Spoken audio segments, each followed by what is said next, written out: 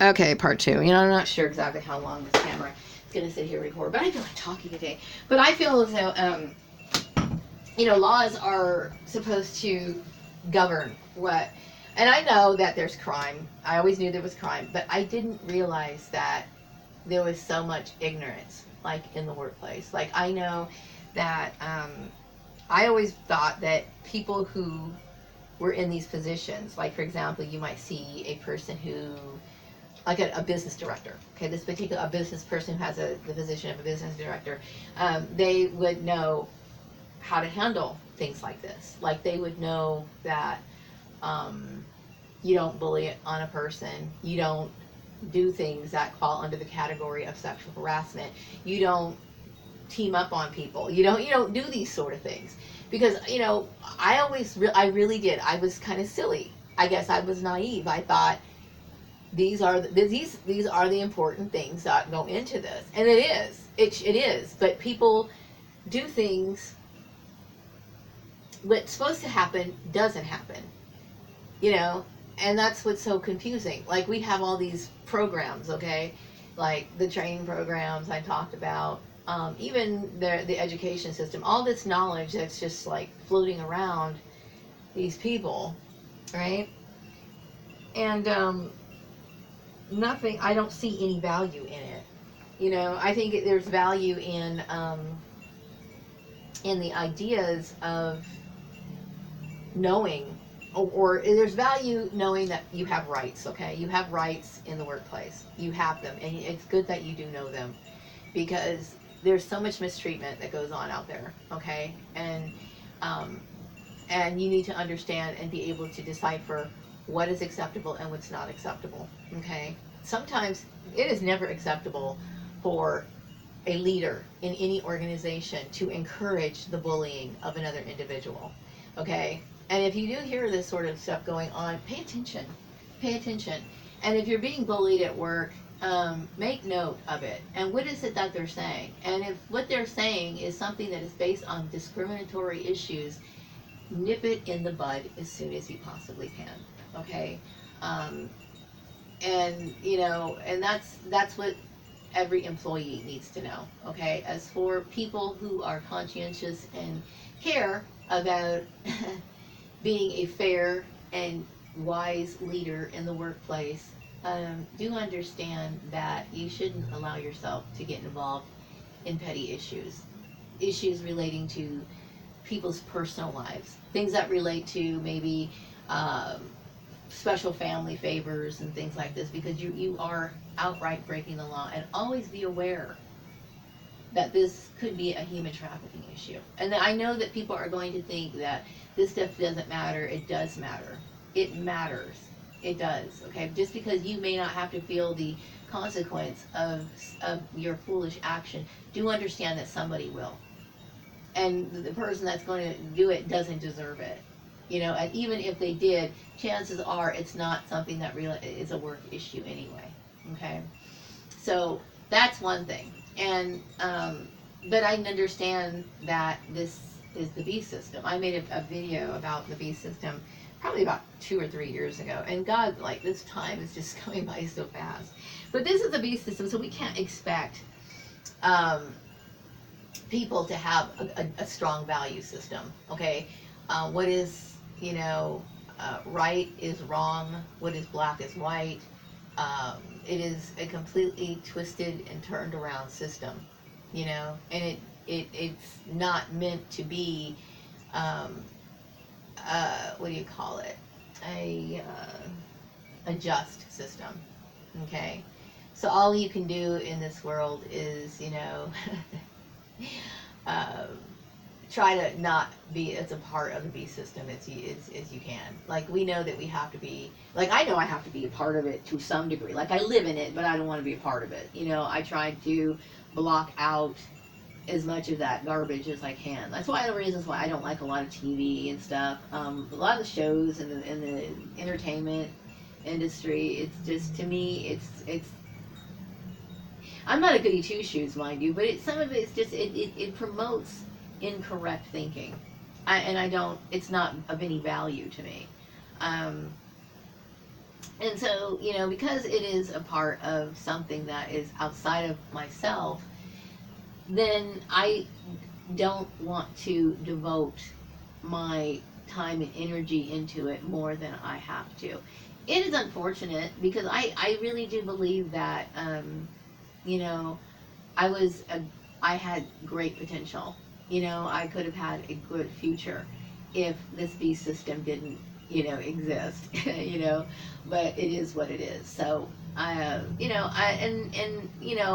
my life is um, going to be. I wanted to apply my life to things that I haven't really explored before. That's what my thing is now. I don't think work is going to be my number one priority anymore. It won't be.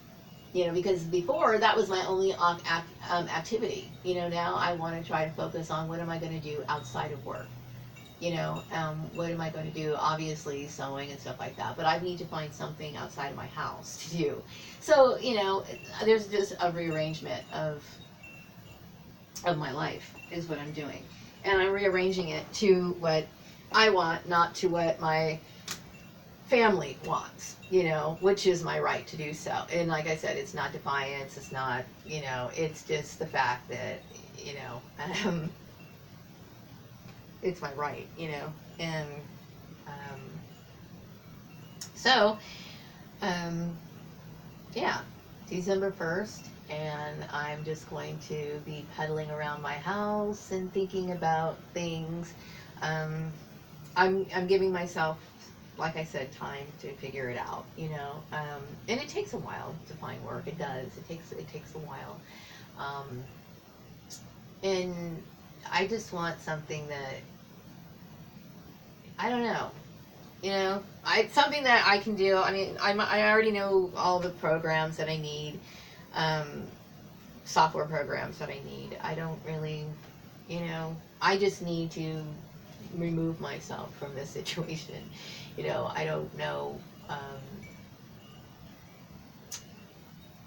I don't know. I just been thinking more and more about um, the misconceptions of people thinking that I had this, so much, I see, like, I didn't have, the reason why, people attack you is because they feel threatened. They feel threatened. And I think my ex-relatives felt threatened because they felt as though I was, a little better off than they were. And I just think, my gosh, that's no love. Your family doesn't love you when they do that. It's not, okay? They don't think that, you need to take care of yourself when you're an adult or when you become older. They don't think about those things. They think about those things for themselves. And the very fact that they don't consider those things for you, and they think about themselves first, it's a very sickening feeling. You know what I mean? Be very grateful if you have a family that respects you as a person. Be very grateful for that. It's very rare because families can be very evil and they can literally eat each other alive. So, and I've learned.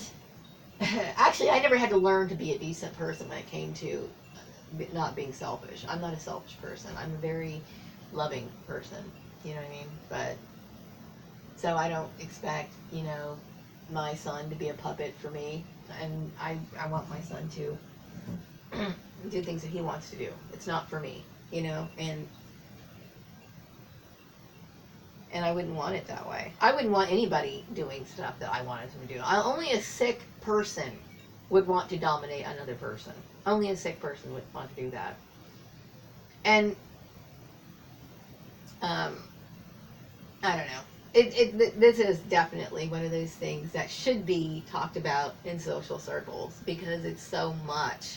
And not just any social circle, people who really enjoy intellectually stimulating conversations. Because this is. I mean, when you think about somebody who, the religious fanaticism and the arrogance, that it takes a lot of arrogance, for somebody to demand that you explain your stance on something that belongs to you, you know, and then wants to offer you a service, like get you a job, and then have all these ridiculous demands on you when there was no formal agreement of accepting that. You know, that's somebody who wants to abuse you. That's somebody who, you know, who wants you to set you up and then use you to work out their frustrations when you fail to live up to their expectations that you never even agreed to in the first place. You know what I mean? I can't deal with that sort of madness. I really can't, you know.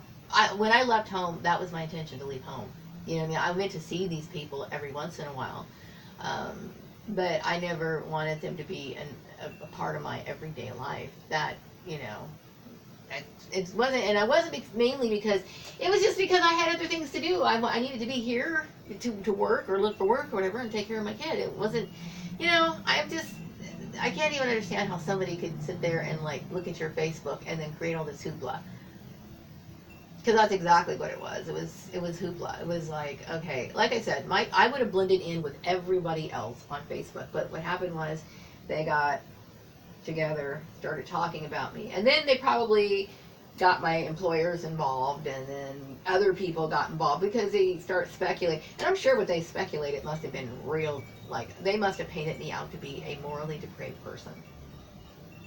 They must have painted me out to be something, you know, just unspeakable. But the fact was, is that they thought probably that I was running. See, that's the weird part. You know, did they really think that I was, that relationship was consensual? I had no idea that he was involved with that. But they probably talked about that, and then they thought that I was, you know, flirting with, and the funny part is, I only wrote him that one message, and I didn't look at his Facebook page after that. After he didn't respond, I was like, okay, well then, you know, and I never looked at it again. I only started looking at his Facebook page in 2016. So for 8 years of that time period, because it started in 2008 and from 2016, from that time period, these people were living with an idea in their mind, okay? And even though I probably had my house under surveillance for, I don't know for how long at that time, they saw my actions. They saw that that would be absolutely impossible to do, but yet they still continue to allow that idea to circulate. Because they wanted to circulate. They wanted people to have a negative image of me. You know. But I will tell you this, though. I doubt, I don't know. I'm just going to keep my mouth shut from this point on, because it's just, the more I think about it, it's just like, my God, you know. It feels good to say that I'm innocent. And when you look at me out on the street, I want you to understand that I am a victim of the beast system. I am a victim of human trafficking. Okay? That I am, I had to deal with some of the most unjust things that a person should never have to deal with. You know? What happened to me, and I'm going to wrap it up now, meaning the conclusion of this is that you guys basically persecuted an innocent person. You allowed a person to suffer unjustly, okay? And then it also, I like to talk about what also needs to be analyzed in this. Talked about the issue relating to because it brings up a lot of controversial issues, but when you talk about the religious aspect of it, who is really truly godly? Like all these people who were just, because when it first started, all these people were like eager to like convert me when they thought that they could abuse me, when they thought that it was okay to do these things, when it was okay to create all the street theater and all this drama, when bad actions were condoned, they had no problem doing it. But when they find out they are wrong and they're not justified to do this, well, where are the good Christian people now? You know what I mean? So this is just to let you know that this whole thing was bullshit. And not to say that, you know, I have nothing against people who go to church, people who claim to be Christian, or as long as you were practicing. But if you were really truly a Christian, you would not have let yourself get grabbed into this. You wouldn't have. And if you are one of those good people who had a respect for, you know, the Bible or whatever, and now you realize it's wrong, then, you know, be humble and just move on. You know what I mean? But this is just one of those great examples of people who misuse religion to act out evil, is basically what it is. So I think I pretty much covered everything in this video. I'm just wanting to, do different things, change different things, and move into the direction that I'm meant to be in, that I know I'm meant to be in, not something that maybe somebody wants to see me in. Because, I'm not going to ever condone the way that my ex-brother-in-law and my sister view religion or lifestyles or, preferences or anything like that. This is my life. It's my life, and this is the life that I choose for myself. I think I have good moral standards. I think that, I'm sorry if they have an issue with my hair. I've already explained that. Which, speaking of, I realize that my hairstyle has been the same since 2013, maybe 2013, 2014. I don't know, somewhere around there. So I was thinking, I know women, they change, they change their hair. I try to stay consistent with my hairstyle because I know that in the beginning, what drew so much attention to all this was the constant changing of it. Because I didn't know any different. I didn't know like which texture was right for my hair. I didn't know any of that. I just knew that there were patches forming in the back of my head and I needed to do something about it. And there were times where I literally did cut all the hair off my head, and I didn't have any hair at all. And the reason why I did that is because a lot of it was damaged, and I just figured, well, screw it, let's just make this even. I would never do that again, okay? But that's what it was. It was a constant changing out of these because I'm like, okay, how do I make this work? I don't like this. I would try it. Looks horrible. Maybe I felt like it was too long. Maybe it was too light in color. Whatever it was, they weren't right for me. And it's very hard. I'm going to be honest, I don't even really know how to take care of my hair the way it is. I just recently learned how to deal with moisturizing my hair, the importance of it, certain things that I can use so my hair doesn't break out as much. I mean, it literally took me a long time to know anything about my hair. I had no idea. Really, I didn't. Because for all the years before that, my hair was pretty much styled the same way, based on how it was when I was growing up, and how we did it back then was we washed our hair and then we dried it, which back then it took a very long time. It took hours to do my hair a long time ago because my hair is my natural hair state is very kinky and it's very curly.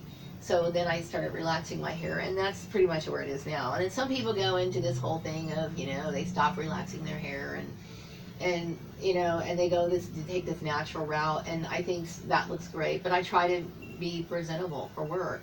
So I've gone through issues, with my hair. So this is what works for me, you know what I mean? And I can't seem to find anything that works quite as well as this particular unit. They call it wigs unit that I have now. I can't find anything that looks quite as well as this one.